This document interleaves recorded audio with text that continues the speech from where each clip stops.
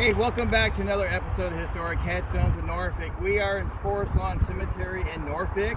We are right by I-64. 64. It's really loud here, but I want to do the stones. I think this is an amazing guy. We're going to be talking about Charles Zimmy. He died November 9th, 1952. In August 23rd, 1937, one of the most amazing inspirational stories of all time happened in the rushing waters of New York Hudson River. Charles Zibelman, who went by Charles Zimmy, and that's what is on the stone as well as Zimmy, the human fish, began his swim of 145 miles from Albany, New York to New York City. He would stay in the water for 148 consecutive hours. Charles was born in 1893 as a Jewish child of immigrants who escaped the anti-Semitism of Russia to find safety here in America.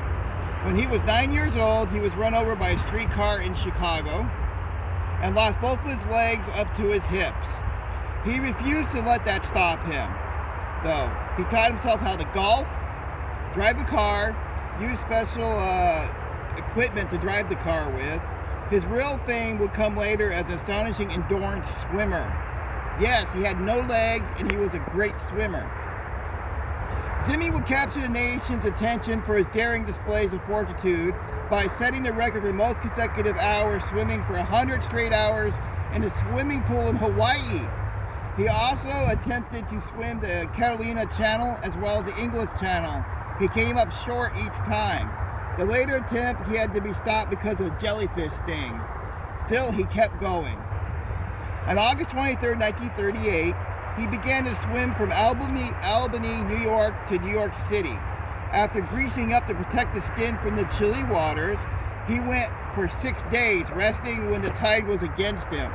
Once he had to swim a 5-mile stretch twice because he was taken back by the river currents.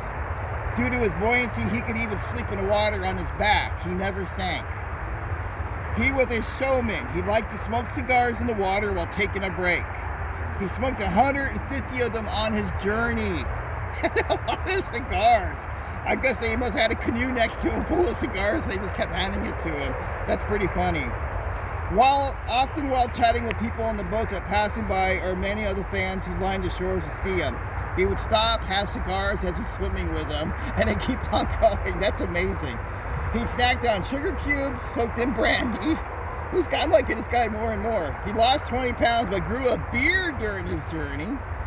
By the end, barnacles had attached themselves to him. Okay, I've never heard that before. That's amazing. He arrived at the dock near George Washington Bridge at 9 p.m. on August 29th to be pulled out of the water by 2 policemen as thousands of spectators cheered. He was taken by the ambulance to the hospital in Harlem, where he would stay overnight. He said, "I feel kind of funny being out of the water." Well, he was in there for 6 days with barnacles attached to him. The later part of his life is largely unknown. There's little record of him after the 1930s. Records here indicate that he's buried here in Forest. He's in the original Jewish section of the Forest Lawn here, Jewish section A. He is buried here. This is his stone.